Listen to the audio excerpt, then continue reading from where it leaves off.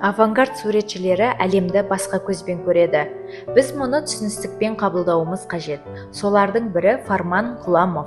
Оның сюжеттерінде адам фигуралары бұрмаланған емес, өйткені ол адам анатомиясы мен сурет салудың негіздерін жетік меңгермеген. Ғұламов сұлуының үлкен қызыл қолдары және аяқтары табиғи емес, себебі олар жай ғана пішімге сәйкес келмейді. Бұл не? Өзін аңғал етіп көрсету әрекеті ме, әлде маңызды емес нәрсені мүлдем елемеу ме? Бүгін біз екеу атты қызықты картина туралы айтамыз. Оның авторы өз елінде мемлекеттік өнер академиясының жетекші профессоры атағын алған әзербайжандық суретші, көптеген ұлттық және халықаралық сыйлықтардың иегері. Оның жеке көрмелері Ресейде, Германияда және Польшада өткен.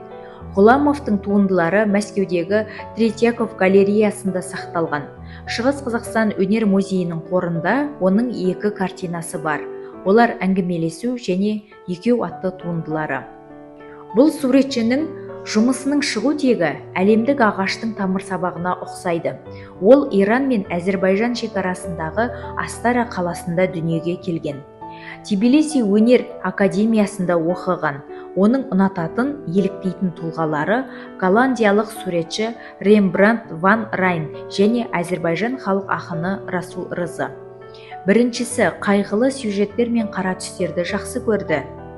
Ал екіншісі азаптың, қуаныштың және үміттің де өзіндік түсі бар деп айтқан.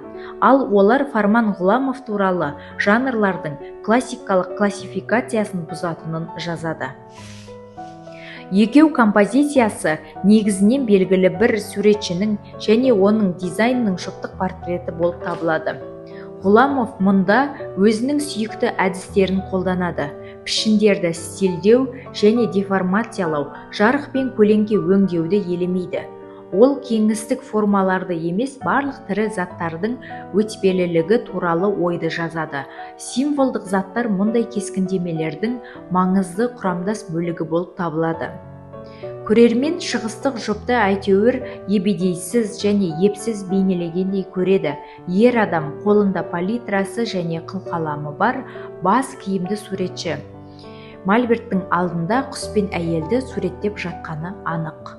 Оның орындықта отырғанын, әрі өзінің және орындықтың аяқтары бейнеленгенін көреміз.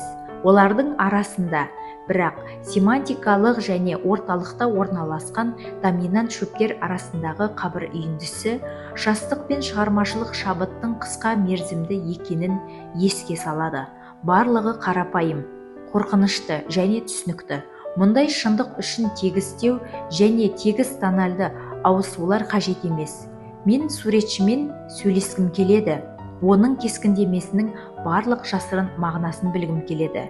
Бірақ өкінішке орай, бұл адамның өмірлік әсерлерінің барлық шекаралары 1945 жыл мен 2016 жылға дейін ғана көрсетілген. Ол кеткен соң біз үшін барлық туындылары құпия болып қала берді.